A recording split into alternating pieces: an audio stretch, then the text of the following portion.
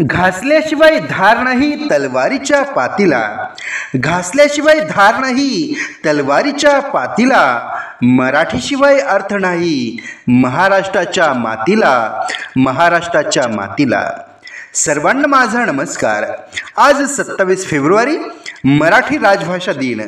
त्यानिमित्त आपणा सर्वांना मराठी राजभाषा दिनाच्या हार्दिक शुभेच्छा.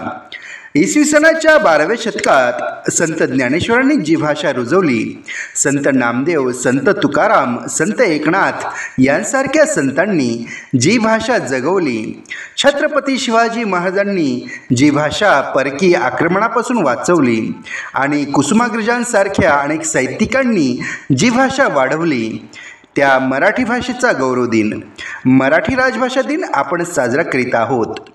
कविवर्य कुसुमाग्रज यांचा जन्मदिन मराठी राजभाषा दिन म्हणून साजरा केला जातो.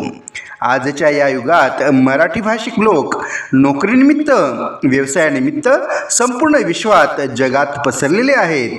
जगात 10 कोटी लोकांची मातृभाषा मराठी आहे. आपल्या पूर्वजांनी आपल्याला संस्कृतीतून, साहित्यातून मराठी भाषेचा संपन्न वारसा दिलेला आहे. आपण आणि भविष्यातील पिढीने मराठी भाषेचा वारसा पुढे चालवणे गरजेचे आहे. चला तर मग आपल्या मराठी भाषेच्या विकासासाठी प्रयत्न करूया. शेवटी मी एवढेच म्हणेन की ज्ञानेश्वरांनी लिहिली ज्ञानेश्वरी, तुकारामांनी रचली गाथा, ज्ञानेश्वरांनी लिहिली ज्ञानेश्वरी, तुकारामांनी रचली गाथा. चला समृद्ध संपन्न करूया आपली मराठी भाषा, आपली मराठी भाषा. एवढे बोलून मी माझे भाषण संपवतो. जय हिंद, जय भारत.